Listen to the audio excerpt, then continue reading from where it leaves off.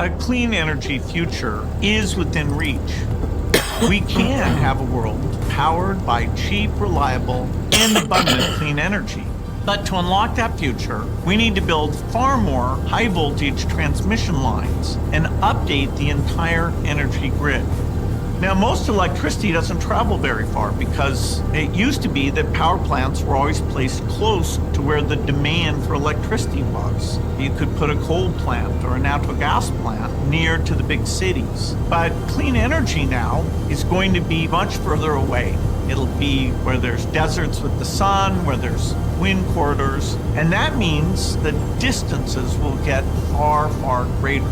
And so to ensure that every household has this clean, reliable power, we need transmission, and a lot of transmission. By the 2030s, we need to build so many new lines that they would reach to the moon if they were strung together. And by 2050, we'll need to more than double the size of the grid while replacing most of the existing wires. Building this new transmission is not going to be easy. We have to solve the regulatory challenges. We have to do a big systems design. But the benefits are huge. Reliability, lower cost, and getting rid of both global and local pollution. It will create a lot of jobs building this transmission. It's key to our economic and energy security. The sooner we get started, the better. And for those that missed it, this is how the so-called elite telegraph their next move. In the open, right in front of your face, and it's time that you get hip to it. The lights are going out in this country.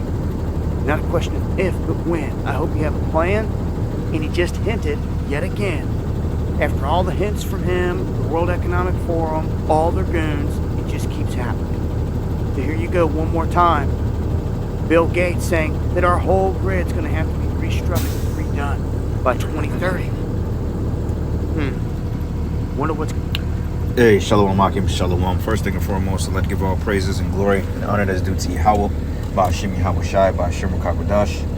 I'd like to give double honors to the apostles and elders, a great millstone and rule well. Blessings and salutation to the hopeful elect.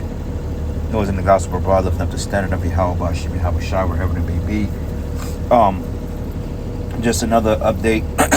Allegedly, you know what's so weird about this guy, Gil Bates, Kill Bill, I'm gonna call his ass Kill Bill. Exactly what he is a murderer. But basically, man, you know, it's ironic how this guy went from computer guru to the inventor of Microsoft, which Microsoft means small software, which technically he's not an inventor of anything. He inherited those particular patents through like family crest, so to speak. But allegedly he invented Microsoft, was this computer whiz kid, allegedly. You know, these different systems of innovation with the technology and the Microsoft Xbox and the computers and the IBM systems, which the IBM system is pretty much a dinosaur by now. But it's funny how he was an expert in that, and all of a sudden he's a physician. He's telling people about health, what they need to do in order to keep the world sustainable. He's buying up all this farmland. He's coming out with alternative ways of eating, you know, the different meats and proteins and beetle burgers and all this other shit. Now he's an expert on the power grid, on electricity, and on how power supplies and how grids operate and how they function. Now he's the expert. You know, I guess he's like a jack of all trades, right? You know, like the scriptures say, never trust thy enemy. So it's iron rusts, so it's his wickedness. All right, but this is just something quick, man. And I'm reading a comment. It said this guy can't put out a reliable Windows program for his computers. Who in the heck put this man in charge of our infrastructure and all that food and stuff? And that's the spirit. I just read that comment, and that's exactly what I'm saying. Okay, like the scriptures tell you, man, a wicked man have many trains, man. Okay, he got many trains on how to deceive your ass into taking that seed here. You know, right along with the rest of these demons, man. Because of Microsoft, I think the best Microsoft program was probably Microsoft XP, okay, or Windows 2000, and I think XP was probably like the most efficient and more user-friendly operating system. But when you went to like Microsoft 9, Windows 9, That shit was horrible, man. I mean, the glitches and bugs and the fact that the systems used the fucking viruses, it was just a mess, man. You know, to the point of just like, okay, do away with the whole Microsoft thing. But regardless of that, they're warning you of power outages, okay, grid shutdowns. Like they've been speaking about rolling blackouts, and when you listen to the meeting at that summit in Davos, I believe it was in Switzerland, if I'm not mistaken. Basically, they were speaking on the infrastructure of the grid, how everything needs to be kind of rebalanced and reset. And if you think about the New World Order, they're going out with the old and with the new. So everything of this current system that's currently operating that we're living in has got to be shut down so they can go into the new one. So it makes sense that the money is going to be reset. The grids are going to start going down. They're going to totally tear this system down and attempt to rebuild another one. Very futile attempt at that, because Yahweh Shem Yahushua is going to stop them. But it makes sense why blackouts are that's a big thing now. Everybody is talking about blackouts and X, Y, and Z. But see, what's going to happen is the Most High, he's going to cause the blackout, the real blackout, when those apparitions and those spirits and when demons are infesting this place. When it actually not manufacturing, but actually manifesting themselves in the form of these people, because everybody is off the juice. You got a lot of these series coming out, like The Last of Us Part 2. If you watch the first episode and you look at the beginning, basically they planned that. You know, and people was turning into other things, and I'll leave it at that. So it's no coincidence that, you know, the power is getting ready to be cut in America. And I believe through the Spirit, and I speak as a man when I say this, but I believe that that's when they're going to start trying to extract people from their homes and detain them. Because, I mean, during a time of a crisis, no power, no form of internet, no cell phone receptions or anything like that, you can easily come up missing and nobody would know about it. Okay? And a lot of people are getting ready to come up missing. Prime example, look at all these social media platformists out there that speak against the elites. They end up coming up missing, or they're disbanded, or they're pretty much shut out. Okay, and this is what they want to do to the men of the Lord. But regardless of that, the scriptures prophesied of blackouts, global anarchy in the streets of America. Okay, businesses shutting down, economic crisis. Okay, war, rumors of wars. Like now, Russia is basically admitting that they're in a conflict with the West because NATO, okay, Germany, America, they're sending basically tanks over there to the Ukraine. So that's an act of war. So this thing is speeding up, man. Okay, and on top of that, the freaking housing market, I believe the housing market, they stating now that 60-something% of the people have opted out of buying houses. Okay, and that the mortgage rates are like at a 6% now. Okay, which is, I won't say it's high, but it's not necessarily low. But you got people that was getting hit with 30% interest rates, man, which is straight up robbery. But 64% of the housing people are redacting out of buying homes because they can't afford it, you know, and they're constantly building up homes left and right. And the supply and demand for material is going to be far in between. So we're getting ready to see a housing market collapse, a monetary collapse. Okay, we're getting ready to see a third world war follow prior to that to the sea hit, man. Okay, with rolling blackouts, because in the midst of their tyranny, in the midst of all the mistakes that Esau was spear chucking out there, they're gonna still up and try to get this system up and running, even though they're facing adversity. Okay, because when the money system collapsed, which is, you know, done by design, they're gonna still juggernaut them way into putting out this MOTV. Okay, because even though the systems collapse, people are gonna be rioting, people are gonna go against the government, and they're expecting that. Okay, this is why they got those Gestapo troops ready for you people in the form of martial law. All right, like in The Last of Us, they showed you martial law. And the biggest threat in that series, even in the video game, it wasn't the zombies, because you can outrun them. Even in the game, you ain't gotta kill them all. You can outrun them, but it was the people you had to worry about. Okay, same thing here. So anyway, get some precepts here. This is the book of 2nd Ezra, the 15th chapter, and I'm gonna start at verses 8. It says, I will hold my tongue no more as touching their wickedness, which they profanely commit. Neither will I suffer them in those things in which they wickedly exercise themselves, man. It says wickedly exercise, man. So these people are willingly and deliberately doing wickedness, not even batting an eye that it's a creator that's watching them and that's judging them and just marking everything that they do. Because the scriptures tell you that the Most High's eyes is 10,000 times brighter than the sun. So every facet of this planet, you have angels watching, and they're circumventing this planet, and they're taking note, and they're reporting back to the Heavenly Father. So the Lord is getting sick of this place, man. He's about ready to take it out. And honestly speaking, brothers, this thing is going to come quick. It tells you in Habakkuk, though it tarry, wait for it. Because it seems like it's tarrying, but one day we going to wake up and it's going to be a whole different Babylon, man. You know how we wake up in the morning, we groan, we like, damn, another day of this shit. But eventually we going to wake up. It's going to be one day that's going to seem normal, and then the next day shit is going to hit the fan, man. Immediately. Okay, like my man said in Players Club, Dollar Bill said immediately. All right, that's how they said in Chicago. But anyway, shit is getting ready to hit the fan, brothers. All right, it seems normal, but it's not. Same thing in 2020. Hey, 2019, and I'm gonna second what the priest Sha'ar said. He said, look, back in 2019, everything was all good. You know, people was prospering. I believe Trump was in office, so everybody was good. People was getting a shared work program, getting extra $600, $700, $900 a week to sit home on their ass doing nothing. And then when 2020 hit, all of a sudden, bam, here we go.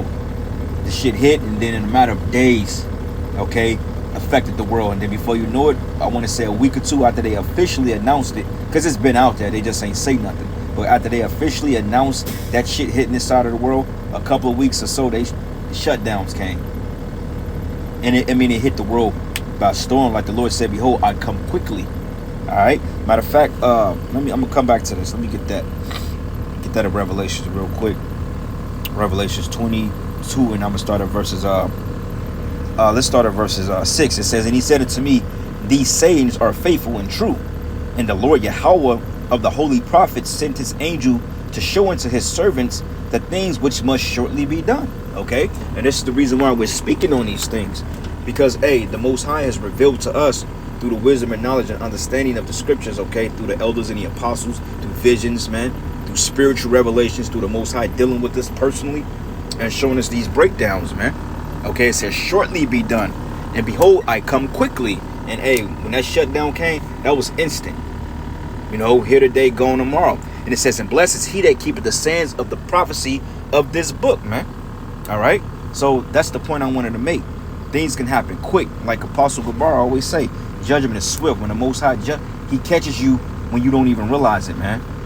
That's why men, brothers, you got to keep your head. I like to say it all the time, keeping our head on a spiritual swivel. And a brother did a video titled, when judgment is commencing, when judgment is moving through the earth, be still.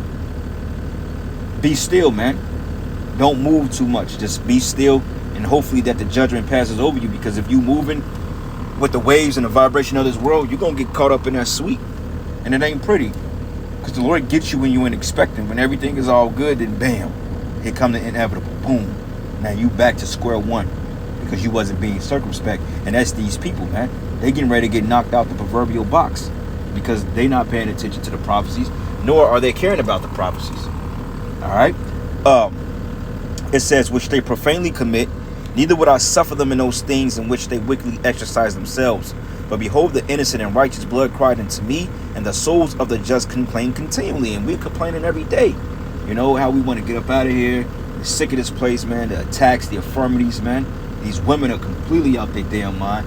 Jake is gone, man. All right, Jake is gone, and they're not coming back no time soon. So to hell with them. Other Israelite camps teaching false doctrine. It's just a big joke, man. It's a big shit show. And we ready to get the hell out of here. I've had enough of this shit. I'm done. I throw in the towel of America. They can have it, man. They can have it and then some. All right. And it says, and therefore thus says Yahweh, I will surely avenge them and receive unto me all the innocent blood from among them. But behold, my people is led as a flock to the slaughter, and I will not suffer them now to dwell in the land of Egypt. This Egypt is talking about America, okay? AKA Babylon the Great, AKA the daughter of Babylon, which the daughter of Babylon is synonymous to you Edomites, but this is the modern day Basra. This is your capital, okay? This is your pride and possession. This is your baby, all right? That's why these Edomites are bugging out, because the tensions between Russia and America and NATO and the rest of the West are increasing.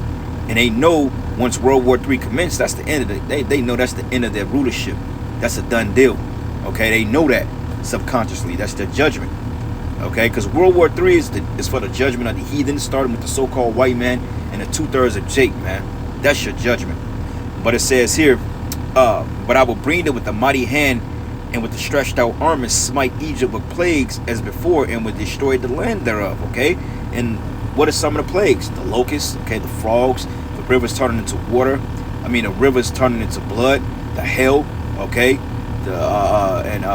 fucking darkness, okay, 3 days of darkness, which it specified that in Wisdom of Solomon 16 and 17, which those are some very your pod chapters to get into, man. If you brothers are like into the horror genre, read Wisdom of Solomon 16 and 17, man. You know what I'm saying? And really meditate on a horrible night that those Egyptians were plagued with, man. And that's coming back too, but on a far greater scale, because Egypt was just broken up into a few provinces here and there. We have 50 different provinces here in Babylon, which your province represents your state or your dwelling domains. Okay, like Missouri, it's a different province from Illinois. There was one big city because there's no borders, but nonetheless, they're called state lines. So those are different provinces. All right, and it says here, and Egypt should mourn, and the foundation of it should be smitten with the plague and punishment that the Most High should bring upon it. So, rolling blackouts, okay, martial law, Black Hawk helicopters, chariot sightings, apparitions. And those apparitions have been real active lately, especially when they came out with an article. I don't have it anymore, but I had it in my archives. They was linking the Jabba juice into demonic possessions. Like I said yesterday, I seen a Jake running in the middle of the street, and he just threw a jump punch and like he swung at the damn air, man. I'm like, who is this dude for the knockout, man? Nigga was like literally slap box in the air. Do a nice hook, boom, man, and I cuffed it and everything. I just knew he was finna knock somebody out, but when I turned around, it wasn't nobody there. I'm like, damn, this nigga's really bugging out. You know, but that's the type of things you're gonna deal with. Then you got these cartels, these MS-13s. You got these militia groups like Antifa that's sending out particular messages on the platforms of social media, stating that you Americans, you red-blooded white Edomite Americans, which you're not white, you're red, need to band together and put a stop to Jake going nuts. Because, remember when that caravan came over from like Central America full of MS-13s and so-called gang members, which could be really CIA agents in disguise? Why did they allow them to cross the border? You know, like sleeper cells almost. But this video is going viral with them stabbing, killing, beating people up, kicking Edomites down the stairs. Okay, rock bottoming Edomites, headbutting, you know, stunning, all types of wicked shit. So the civil tensions are at an all-time high, you know. And it says Egypt should mourn, and the foundation of it should be smitten with the plague and punishment that Yahweh should bring upon it. And they that till the ground should mourn. The farmlands, Bill Gates is buying up all, well, I'm gonna say it like that, Kill Bill is buying up all the farmland in America. Okay, buying up all this farmland so he can pretty much replace the natural foods with artificial foods, man. Like I said, beetle burgers and fries. Okay, your fries may literally be fucking tapeworms, man. Who knows? Talking about we're gonna have another synthetic type of beef. We gotta do away with cows and chickens and all that stuff. That's the problem of the earth. No, you Edomites are the problem of the earth, man. Okay, earth will be in a perfect harmonious unison when you go down for good. Just having you in slavery, the earth is gonna be cool. And honestly speaking, even if the Most High didn't eradicate you, just having you in slavery forever for an eternity and beating the hell out of you is cool with me. Shit, he ain't got to get rid of you, just keep your ass in subjection. But we know the Most High is just. It's going to literally save you from yourself, because that's how much of a devil you are, man. All right? And it says, for their seed shall fail through the blasting in hell, and with the fearful consolation. Okay, because chariot sightings, this weather. Okay, you may have nuclear winters, nuclear summers, fallout summers. All right? Precept here, one last precept, and I'm going to end it. Point is being made. This is the book of Revelation 16 and 10. It says, and the fifth angel poured out his vial upon the seat of the beast, which we know the beast represents the system, NATO and the EU, okay, spearheaded by this whore, and his kingdom was full of darkness, and they gnawed their tongues for pain. Okay, now darkness, you could take it literal, but not really literal in a sense, because it means like their minds of wisdom and understanding, meaning they're being devoid of light, meaning the wickedness, and the fact that you got this guy Gates that's speaking on this information when I thought you were supposed to be a computer operator, man, or whatever the hell you are. Okay, but darkness, because the scriptures say has wisdom perished from Teman, which Teman represents you Germanic tribes and you Edomites. But regardless, you Edomites, you ain't looking too prolific nowadays. You sloppy with your inventions, man. You know, you're real sloppy. But the word for darkness is skoto. It says to darken, to cover with darkness. Okay, there's going to be a physical darkness here in Babylon the Great, to the point that I believe when the grid shut down, the Most High is going to cause a veil to open up over the planet Earth, which is that fourth dimension, which is going to literally cast out all light, man. Even with the sun and moon in the sky, that's still not going to get off good light, because when you read about it in Wisdom of Solomon, it even told you that the stars and so forth didn't even bright the horrific night that they had. Because when you look into the night sky on a crystal clear night, it's beautiful, man. And the stars itself and the moon gives its own light. So if you in a pitch black ocean and you out there, the moon alone gives the light so you can sail the seas, man. That's why a lot of times when you going in certain ships or certain voyages, especially like through the North Atlantic, through those ice fields and so forth, they don't travel on a new moon, because for the simple fact the currents are not there and you can't see anything. And it's like almost looking into a mirror. It's like an illusion. So what's there is not really there. So that's why they don't travel on new moons, because you can't see anything out there. But like on a full moon, you got the currents, which the currents goes into like the lunar cycles of the moon, which we're 70% of water. And then you got the reflection off the light of the moon, and it shows you the tidal waves in the water, man. So the ships can easily navigate through that. But if you want a calm sea with no light, you're susceptible to run into anything out there on the ocean. Okay, which proves that the moon gives its own light. But in this case, it's not going to give off light, because the people are going to be in agony, man. Okay, their mindsets are going to be totally dark from the hell they're catching. So it ain't going to be no starry nights for these people. All right, and it says a metaphor to darken or blind the mind. All right. One more precept. And I'm going to shut it down. Yep, the book of Sirach 11. And I'm going to start at verses... let's start at verses 29. It says, bring not every man into thy house, for the deceitful men have many trains.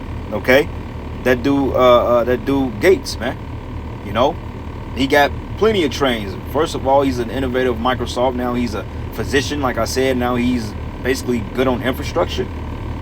Okay, and the scriptures goes into the worm being corroded under thee, which is the infrastructure collapsing. That goes into the power grids. That goes into, you know, the roads, the bridges, because the roads here are totally destroyed.